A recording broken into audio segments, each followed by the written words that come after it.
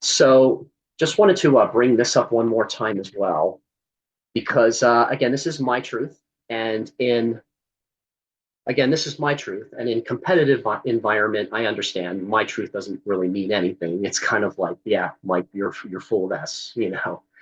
And this material doesn't really matter to anybody in the competitive world. But in the collaborative environments that we're looking to establish, this is what I believe is happening, and this is the lens in which I try to communicate through with people. So what I believe is happening when you're in those stressful environments, especially within the stock market, because I've worked in investment markets and I've worked in that environment as well. And there's very little there's very little collaboration. There's very little cooperation. I've been yelled at by my boss a lot by making stupid mistakes, but what I feel happens in those competitive environments is that we experience these feelings. My belief is if we're feeling unsafe, we're feeling guilt, we're feeling shame, apathy, grief, and fear, and that's all in that back quadrant of the brain right here. And again, what we do in the in especially in the capitalistic competitive environment, we're bouncing back and forth between greed and fear. So once we start to, get past the fear, we start moving into the right front quadrant, which is desire. So, we start to get focused on what we want. If we don't get what we want, we get angry. When we do get what we want, we start to feel a little bit of pride. And if we have enough confidence and have enough pride, we start to develop courage. And that, when we get to that courage, that could go either way. Most people, most people backslide. Where if it's in a competitive environment, you're trying to be better than the other person. You're trying to make profit. You're just trying and trying and trying to be better and better and better and better. That anger and pride and desire backslides into fear, especially when especially when there's somebody over you in the hierarchy and putting that kind of pressure on you. But something happens when you have enough courage and you've experienced courage. Eventually, you shift over into the left quadrant of curiosity, and that's when things start to change a little bit. Now, this is not something where you like take a pill and you're well and everything is great. It's like a muscle. You have to build it up. So, if you're on that edge and you're developing your courage, you start to develop trust in yourself first, and then you develop trust in others as you are going through that part of the brain, which is curiosity, where you're willing to ask questions, you're willing to explore, you're willing to forgive, and you ask yourself, well, what does it mean to really forgive? And then you start to get clarity. You start to get clarity on who you are, what your relationship is with others, and that's where collaborative environments can start to flourish. And then you move into the back right quadrant, which is appreciation, where there's sincere love, um, and joy and peace and what we call enlightenment. And that's the thing. Enlightenment. I think humanity has done itself a real disservice by convincing itself that enlightenment is something that can be achieved. It's to me, it's just something that we naturally are. And when we're in that flow, when we're in that kairotic flow, which we talked about a couple of weeks ago, um, it's much more easier to collaborate. You have sincere appreciation in collaborative environments.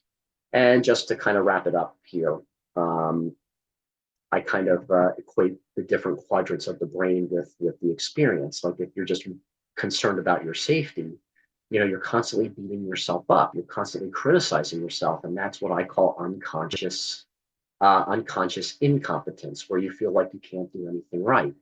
When you move into that right front quadrant, and you're moving through the closer to ultimate consciousness through desire, anger, pride, and courage. That's what I call conscious incompetence, where you're still aware that you're in competition, you're still judging yourself, you're still you're starting to become aware of your strengths, weaknesses, opportunities, and threats, which is something we all learn in business school when we start to learn business, is how to devise a strategy based on threats and weaknesses, but you're becoming conscious of it. When you shift over into curiosity and the environments are starting to become more collaborative, that's what I call conscious competence. Because even if you're in the middle of a conflict, you're conscious of it. So in the collaborative environments, you are starting to become aware about how to become a facilitator, how to facilitate collaborative environments, and even when conflict starts to come up, you're aware of how to manage that. And then finally, when you're in the appreciation phase and things are flowing naturally and you're getting closer to the top of that ultimate consciousness, or what they call expansive consciousness, it starts to become second nature, where everybody understands that there is no competition. We all have a role to play, and we're all supporting each other and playing that role. And that's when things feel effortless, and it's what I call unconscious competence. And what the viewer had just seen at the end of that clip was, again, that map of consciousness with the emotions, with the feelings. So at the base, kind of like at the small point, the feeling of separation is shame. Yep. And then as you go up the chalice, that's where you go up the different feelings and the different emotions. And Charles, getting back to what you had offered as well about standing up to your doctor, your physician. What I find is the safety portion, which is this back left portion of the brain. We talked about this at the Awaken Center a little bit when I did my talk there. This is where I feel that there's a lot of feelings of processing or integrating of shame, guilt, overwhelm, apathy, fear. And then you get into kind of like the desire portion, which is up here.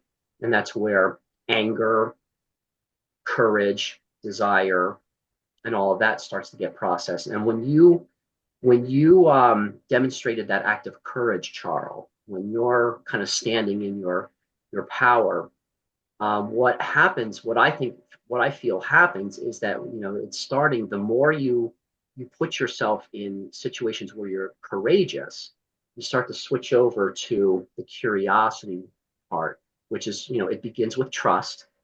And I think trust can really only start to flourish when you trust yourself.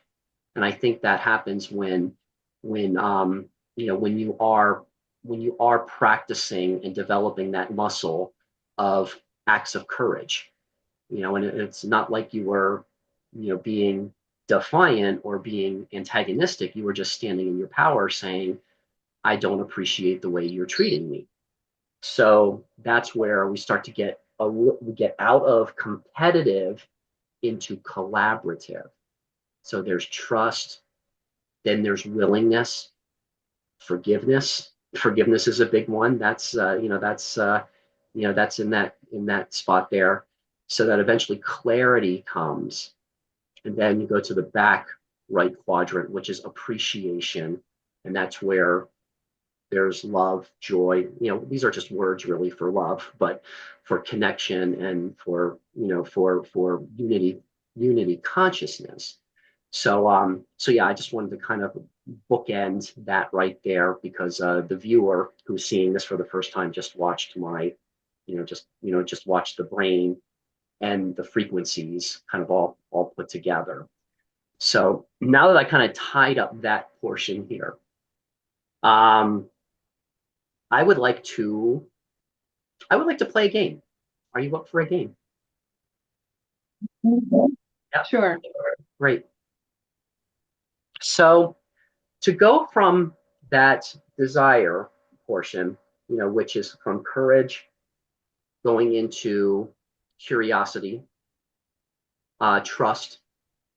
I think I want to do the same activity we did over at the Awaken Center the other day, and start with questions only.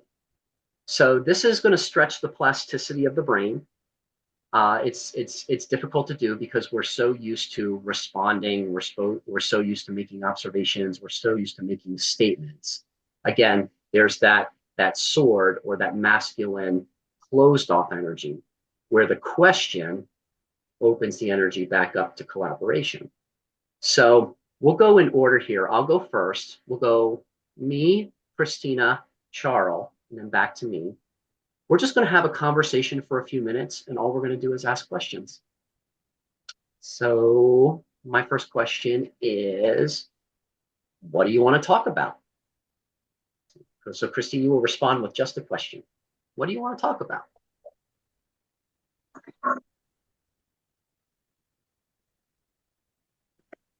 What does trusting the process look like, or maybe feel like? Okay. Charlie, you can respond with just a question.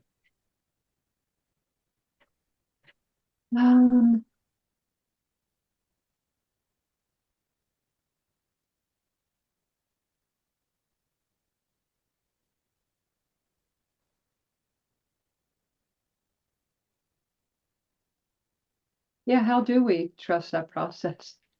Mhm. Sure. When can you remember a time where you did trust a process?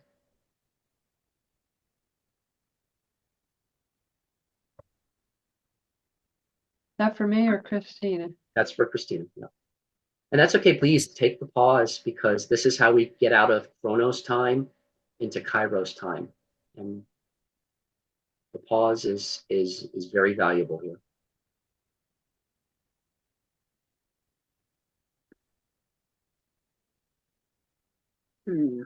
Don't we always trust the process when we're young? Good question.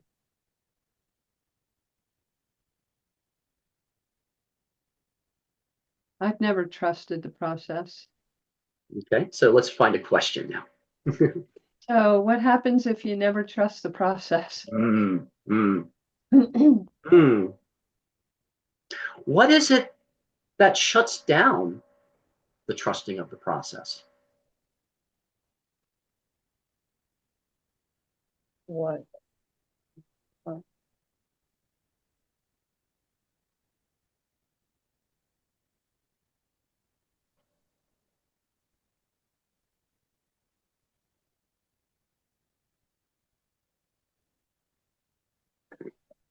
What was it again? Can you say it again?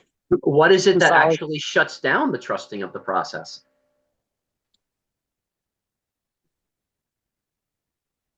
What actually should?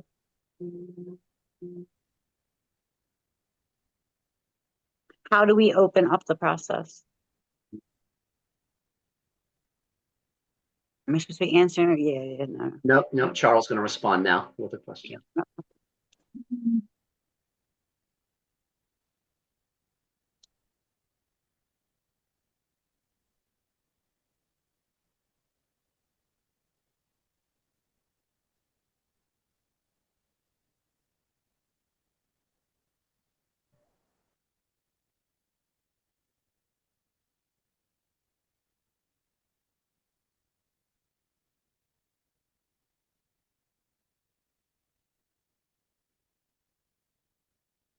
And doesn't that process look different for everything and everyone? What is the greatest difference between your process and someone that you love?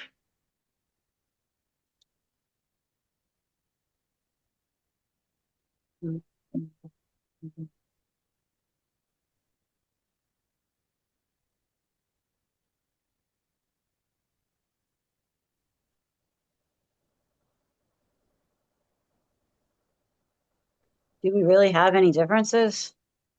I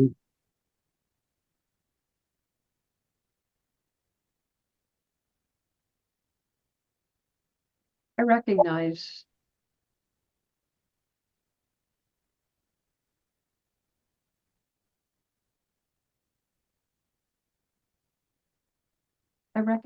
the difference. I recognize the difference. I can't identify it, but I do recognize it. So is there a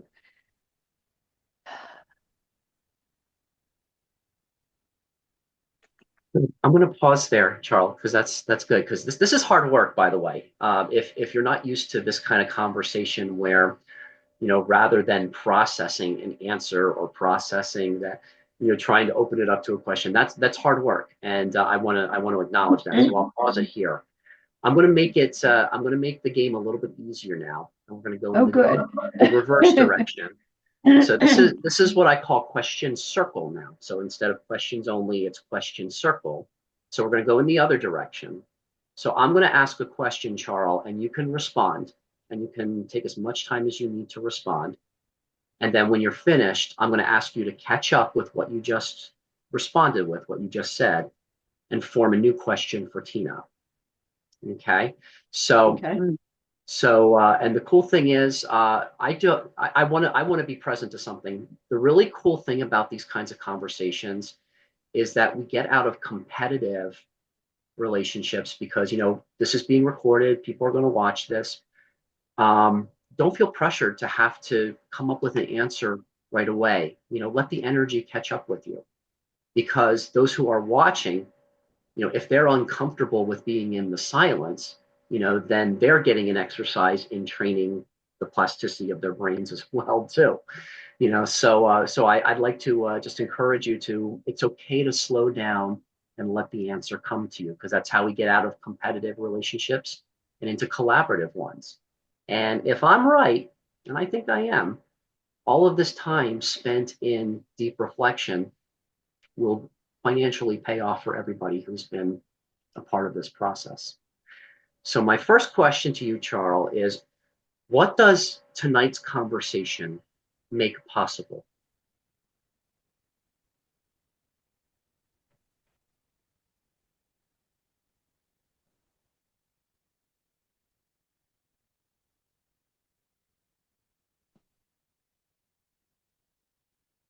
The recognition of pausing, the value, seeing the value of pausing. Um,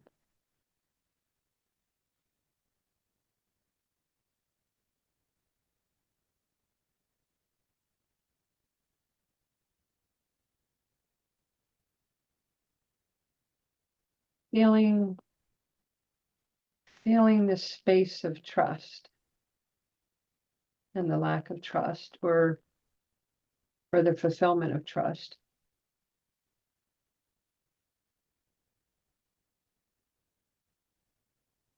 And how to be in that, how to be in all of it.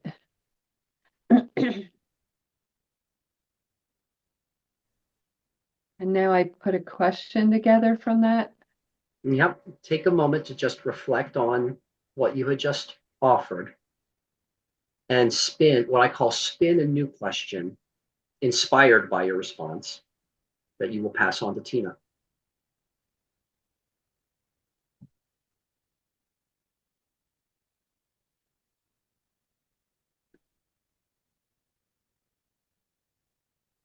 So what would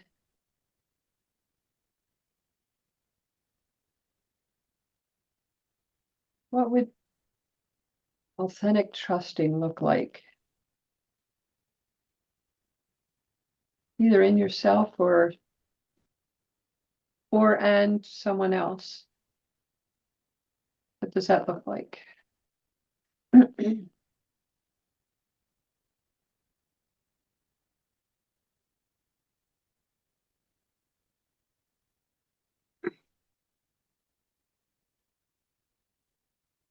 Authentic, trusting looks like once you realize you're the creator of your reality, everything is vibration. Your thoughts create your, like,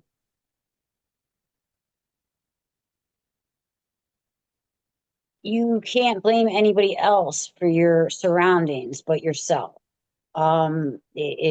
So go deep in there. We're all very likable, lovable people at our core. Playful, yeah. So it's not hard when, like, the whole process. It looks messy. What does it look like? It looks messy, and like there's, like, I don't know. That's where my meditation and my trust, like, it all came in, because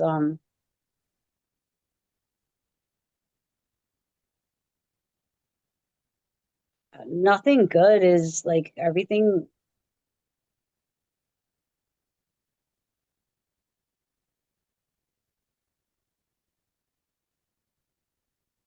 Nothing good is easy.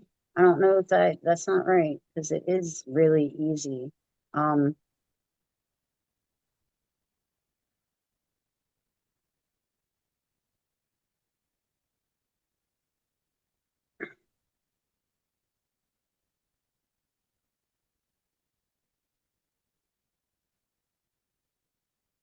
I had to realize that I couldn't trust anybody but myself.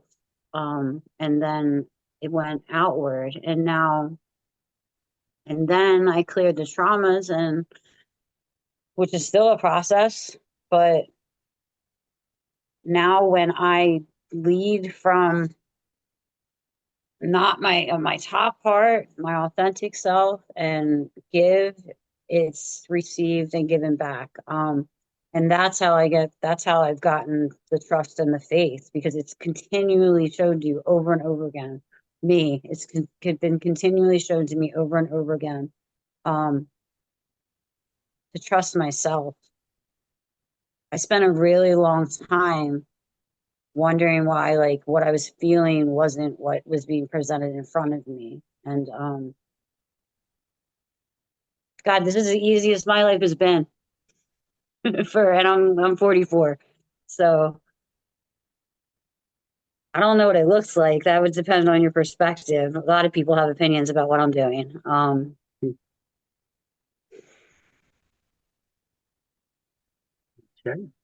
Are Do you I form complete? that into a question? Yep. If you are complete, catch up, reflect on what you had just offered, and then spin a new question that I will answer.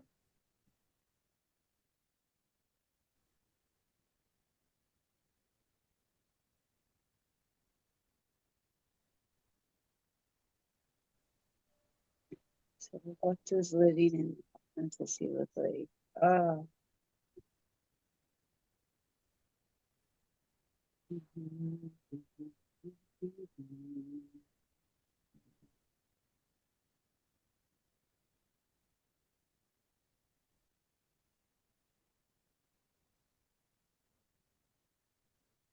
how do we continue to hold our vibration at the highest frequency,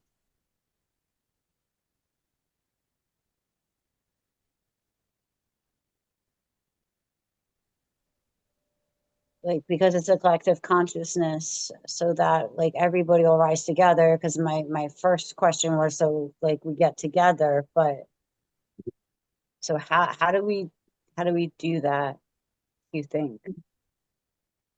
um being in 3D, Mhm. um and holding these crazy cool ideas that I have, um of the future, and the future for our kids, and yeah.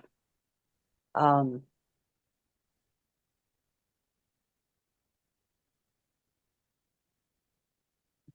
So if I'm hearing the question, how do we hold these quote unquote higher frequencies while we're in 3D?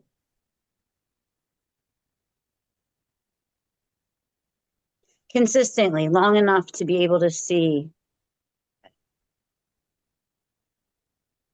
Mhm. Yeah. Okay. Okay. What comes to me is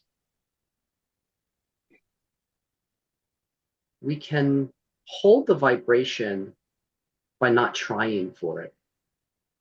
We can hold the vibration by understanding that it is really all energy. So, therefore, acknowledging where we're at, acknowledging and integrating those feelings, not pushing them away, helps us know the map better, know the map of consciousness better.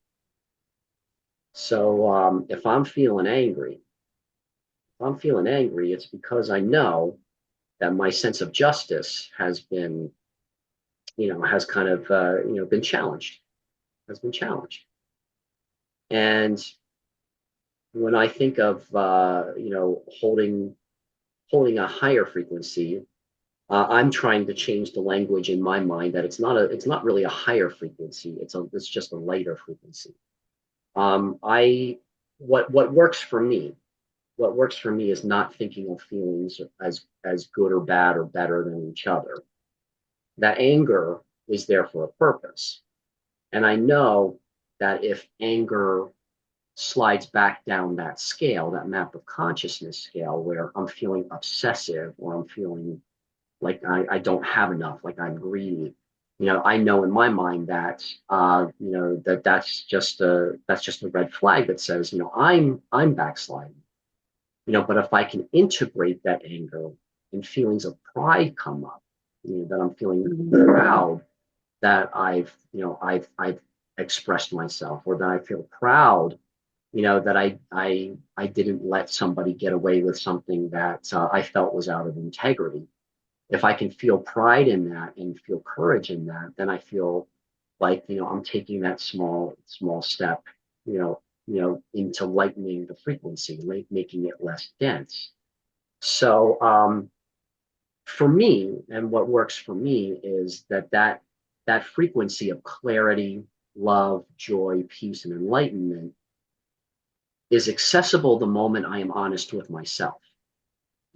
Um, for me, recently, where I felt a lot of clarity and I felt like I integrated a lot of feelings, was just understanding that there's a difference. There's a difference in goals and there's a difference in values between the market, business, the state, or governments and politics, and the commons, those who thrive in more of a peer-to-peer environment. My daughter's going to say hi in a moment. And just kind of resigning myself to the understanding that the market doesn't want the same thing as the commons, and that it at this time it's just a waste of time to try to convince them of the merit of my ideas. um, Admitting to myself that my ideas are meaningless in a competitive world. They're meaningless in the marketing world, but in the commons, in the peer-to-peer relationship, it's the most valuable thing that is trying to introduce itself into this world. So that's how I've been able to hold the vibration and be honest with myself. So It's bedtime. yeah, it is bedtime. So I'm going to spin a new question for Charles. Charles, how honest do you believe you are with yourself?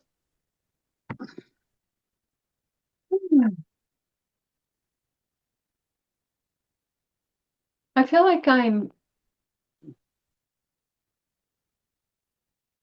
I'm honest with myself in different layers, and in different situations. Um, and I was just talking to my friend of mine about, feeling like, um,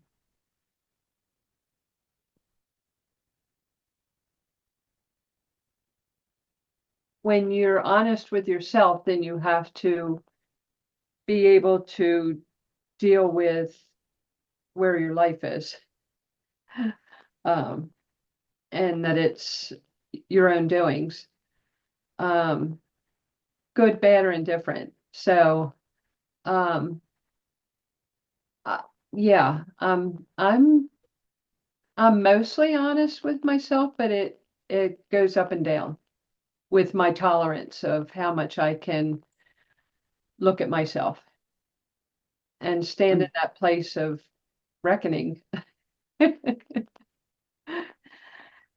also in a place of honoring. It's a reckoning, but it's also an honoring of, yes, I'm here. And yes, some days I want to be somewhere else. Um, yeah, so that's my answer. Very good. Take a moment to reflect, catch up with that, and then it's a new question for Tina.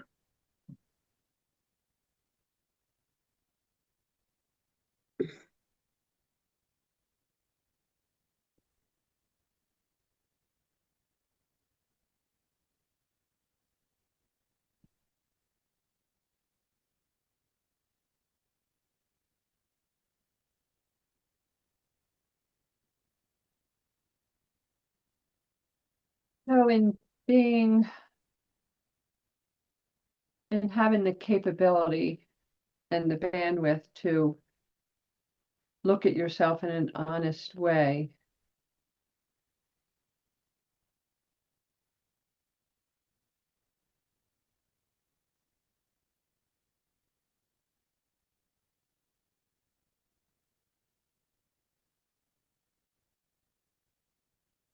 Does it lend itself to a place of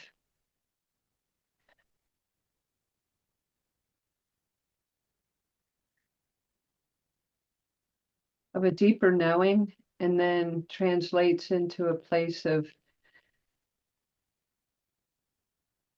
satisfaction or dissatisfaction?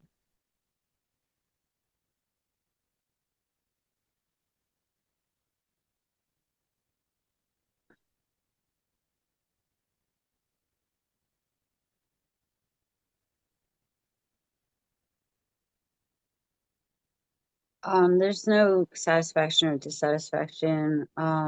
It's like the only way. Um,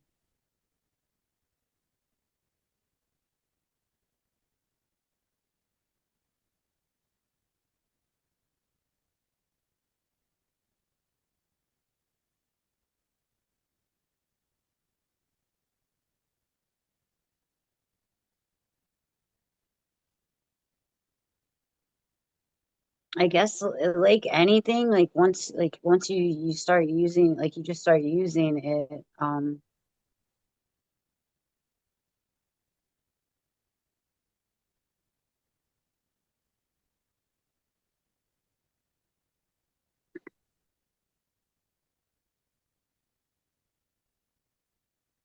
I don't know, I just have a like high level of acceptance at this point because I was just thinking, like, I don't know, I like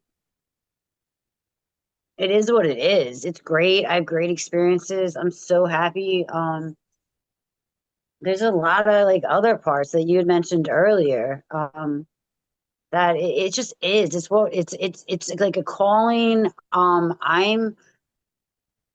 I get out of my own way at this point and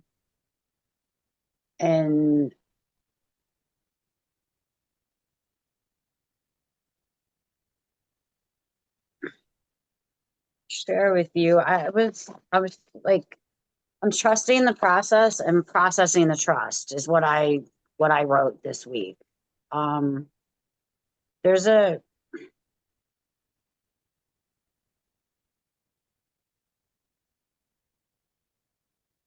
Yeah, the void is a portal of creation. The place between endings and beginnings is extremely powerful. Um,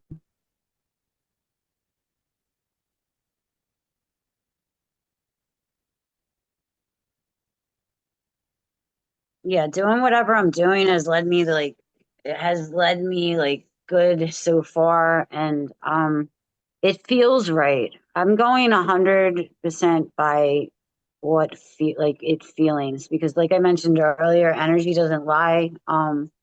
And I don't have much opinions on much either, truthfully. Injustices, stuff like that. I mean, I have like really strong emotions, but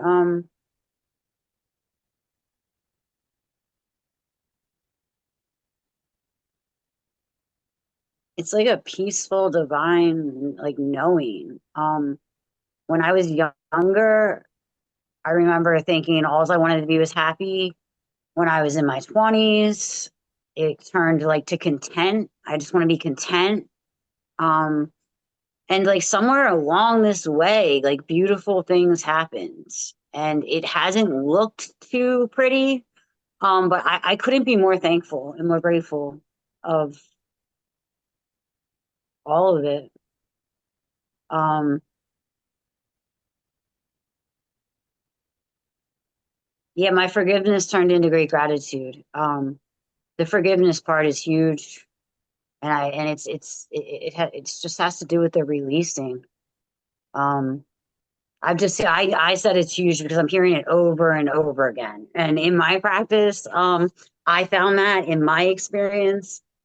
And then right looking back in my journals, like I said, like I was like like because people get stuck on forgiveness and I talk to people a lot about it exactly where everybody's at is perfect. But yeah, I had this like aha moment. I'm like, this forgiveness, like I'm grateful for it. Like I don't like that. I don't even have forgiveness anymore.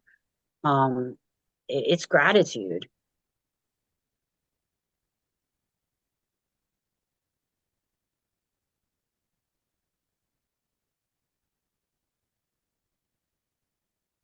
So I think we're here to do exactly like I was thinking. Like there's way easier things to do with your life. I don't know. They say ignorance is bliss, but that's so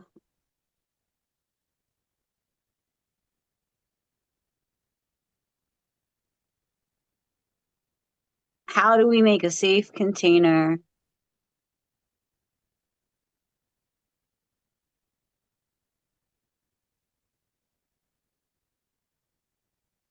That's how we do it, by being authentic. Do we need another question, Mike, for you? Yep, let's do one more, then we'll complete the Is circle. that what? Yeah.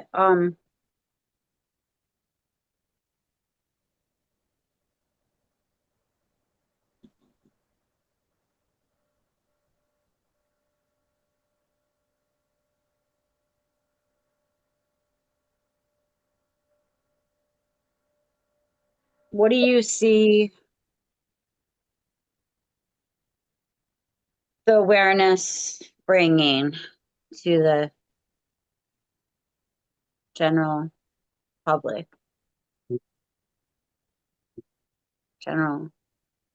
What do I see the awareness bringing to the general public? Mhm. I didn't want to use public. Like the general. What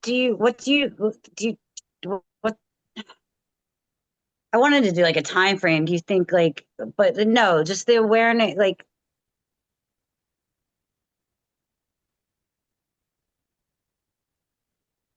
do you see the possibilities of the simple awareness of these things to like a larger population, the expansion?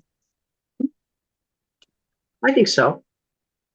Yes, I have come to learn that in competitive society, people are looking for the quick fix and the easy answer to take the pill and you're well.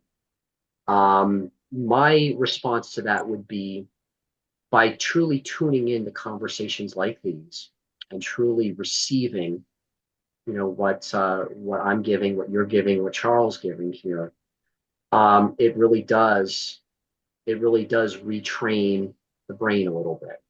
We've been doing a few exercises now that have been stretching the plasticity of the brain. So please, feel free to drink water or eat something after this conversation, because it is like building a muscle. And someone's going to watch something like this and watch it once. The first time it goes by, it probably won't have much of an impact. But when you're engaging, practicing living library conversations, you you train your brain, to be able to see more correlations, more intersections, more weaving, more oneness. And that's what I believe is evolution. Evolution to me is going from this paradigm where we appear like we're separate from each other. We appear to be in conflict with each other. And yes, forgiveness does lead to that gratitude, that appreciation. It's kind of like you work that muscle of forgiveness, and then appreciation comes easy for you, just like you had articulated there, Tina. And I want to emphasize that that's it's not a contest, it's not a competition. No, nobody, we're all walking our own unique path. We all have our unique life expression, and what works for me might not work for you or anyone else. But I do think human evolution is being able to sit in the discomfort of curiosity, of being in the unknown, and being able to develop collaboration skills. Do I see that happening? Yeah, I do. I think I think it's a spectrum. I think there's a small percentage of us who are there, who will take this kind of information and run with it, and they'll probably have the same experiences where people are going to be like, I don't get it, and that's fine because it happens through repetition, it happens through practice, it happens. You don't press 100-pound weight without first lifting a 10-pound and then a 20-pound. Mm. Um, so I do see it. I do see it. I do see it being accepted by the mass population because there are those of us who are the front runners who are introducing it. Um, I'll be articulating in a couple of weeks how it's kind of like we're growing a new organism cell by cell. And this information, this understanding of how to have a conversation without trying to convince or debate or compete, but rather to ask questions and reflect back. That's what kind of changes what I call the psychological DNA in the cell so that it can continue to replicate itself and become a new organism. It could become a collaborative organism, which is born in this competitive organism that we're in now. So that's my response to that. All right, so we are at 7:30, and we'll do a checkout here in a moment. But I want to thank everybody for watching this evening. Next Thursday on the 21st, we will be going over law of cause and effect. So please join us for that. And as we go through our checkout, I just want to ask Tina and Charles, what is your takeaway from tonight? If someone were to ask you in a couple of months from now, remember that conversation that the three of you had between Mike, Tina, and Charles? What is your takeaway? What do you think you're going to remember about tonight's conversation?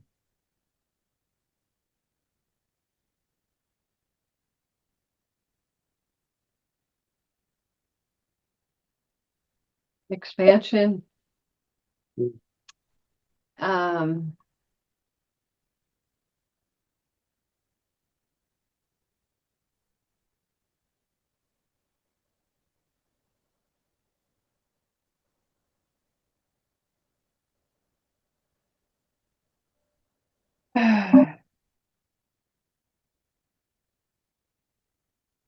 expanding conversation in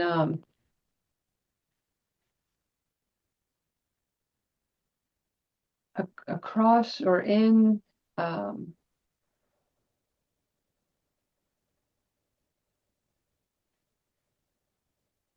across all the living elements.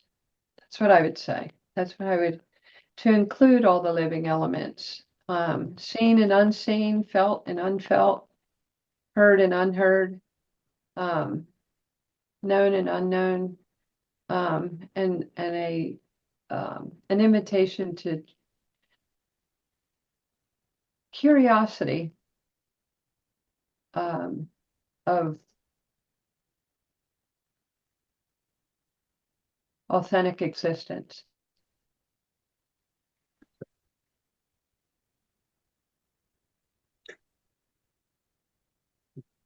Tina, it's a few months from now. Someone asked you, do you remember that conversation you had with Mike and Charles back in November? Hmm. What do you think might come up for you? We were exploring a new paradigm of existence.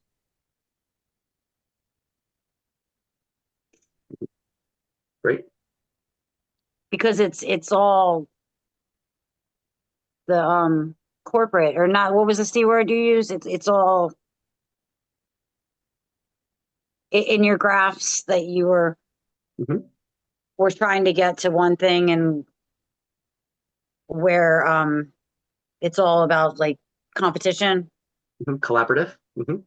collaborative, yeah. And we're trying, yeah, just like shifting to that paradigm of like, and that's the space where all this is even possible. Mhm. So yep, thank you. Very good. What comes up for me is that, this was a very small, intimate conversation, which is all it takes. All it takes. And it's interesting to me that there is a Circle of Miracles group here tonight. Now, I'm not allowed to say yet that this is a Circle of Miracles project. I haven't been given that permission.